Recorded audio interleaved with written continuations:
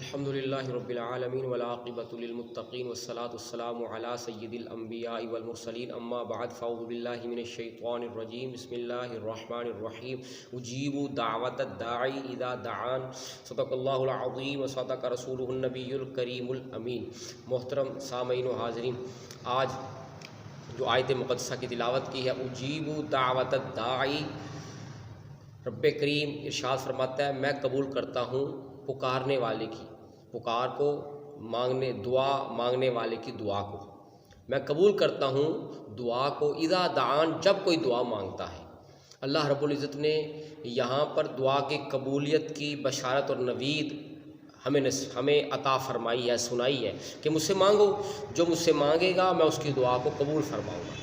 اب یہاں پر کئی دوست جب دعائیں کرتے ہیں تو اس میں یہ بات بیان کرتے ہیں کہ ہماری دعا قبول نہیں ہوتی، ہماری دعا جو ہے قبول کا درجہ حاصل نہیں کر سکتی، تو کافی بار مانگا قبولیت نہیں ہوئی، اس طرح کی باتیں سامنے آتی ہیں۔ تو کئی وجوہات کی بنا پر ہماری دعائیں قبول نہیں ہوتی، تو اس میں قبول کرنے والے کا معاملہ نہیں بلکہ دعا مانگنے والے کے اندر کمی بیشی ہے۔ اللہ کرے ہم اپنی وہ کمی بیشیوں کو دور کرنے میں کامیاب ہو جائیں۔ یہ دو حقائقیں میرے سامنے موجود ہیں۔ حضرت سیدنا موسیٰ علیہ السلام نے ایک شخص کو بکثرت دعا کرتے ہوئے دیکھا، مگر اس کی دعا شرف قبولیت حاصل نہ کر پائی۔ آپ نے اللہ تعالیٰ کی بارگاہ میں عرض کیا الہی تو اس کی دعا کو قبول فرما لے تو کتنا اچھا ہے،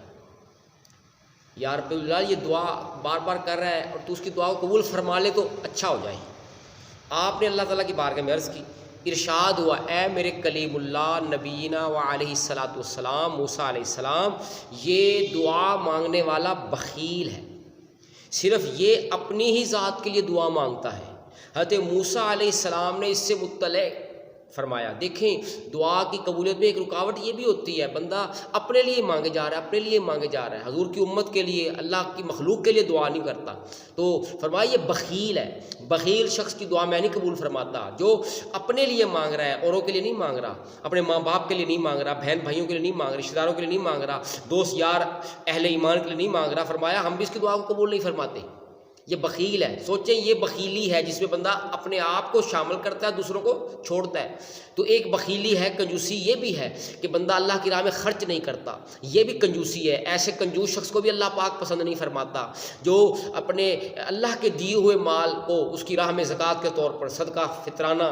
اور قربانی کے حوالے سے، حج کے حوالے سے خرچ نہیں کرتا اور دیگر صدقات میں خرچ نہیں کرتا، جہاں پر حاجت ہے اس کا حق بنتا ہے، تو ایسے بخیل شخص کو، کیونکہ میرے آقا صلی اللہ تعالیٰ علیہ وسلم نے فرمایا سخی جنت کے قریب ہے اور بخیل جہنم کے قریب ہے۔ اللہ تعالیٰ پناہ عطا فرمائے، اللہ تعالیٰ ہمیں ایسی دونوں بخیلیوں سے بچائے۔ تو موسیٰ علیہ السلام نے اس دعا مانگنے والے سے کہا تو اپنے لیے مانگ رہا ہے، سب کے لیے مانگ، اپنے لیے بھی مانگ لے۔ تو آپ نے اسے مطلع فرمایا، تو اس نے تمام بنی اسرائیل کے لیے دعا کی تو اللہ پاک نے اس کی دعا کو مستجاب یعنی قبول فرما لیا۔ دیکھ لیں ہم دعا جب مانگتے ہیں کیا اوروں کو بھی شامل کرتے ہیں کہ نہیں؟ تو آج نہیں کرتے تھے تو کرنا شروع کر دیں، اجتماعی دعا میں برکت ہوتی ہے، اس کی قبولیت جلد حاصل ہو جاتی ہے۔ اور دوسری حقائق کے اندر اس طرح ہے کہ آپ نے ایک شخص کو حضرت موسیٰ علیہ السلام گریہ و زاری کرتے پایا تو عرض کی الہی اگر اس شخص کی ضرورت میرے قبضے میں ہوتی تو میں اس کی ضرورتیں پوری فرما دیتا،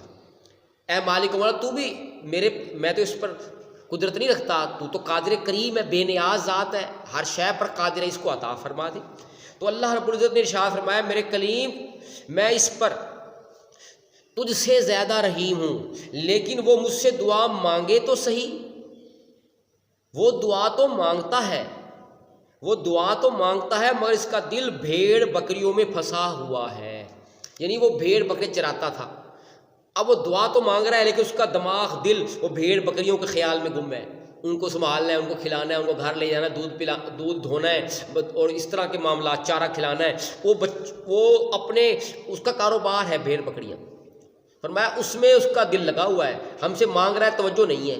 ہم بھی جب دعا کرتے ہیں تو یہی حال ہے، ہمارا دکانداری کی طرف توجہ ہے، کاروبار کی طرف توجہ ہے، گھر بار کی طرف توجہ ہے، مالک سے مانگ رہے ہیں، مالک کی طرف توجہ ہی نہیں ہے۔ فرمایا مانگ تو رہا ہے لیکن توجہ کے ساتھ نہیں، اس کا دل بھیڑ بکریوں میں پھنسا ہوا ہے، اور میں ایسے شخص کی دعا قبول نہیں کرتا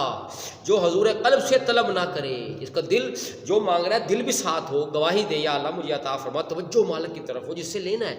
تو اس وجہ سے بھی دعا قبول نہیں ہوتی. یہ دو وجہ جو میں نے بیان کی، ان وجوہات کی بنا پر دعائیں قبول نہیں ہوتی. تو اپنی کوشش کریں، آپ بھی میں بھی، اپنی اس کمی کو دور کرنے کی دعا کرتے ہیں. اللہ پاک اپنے پاک محبوب کا صدقہ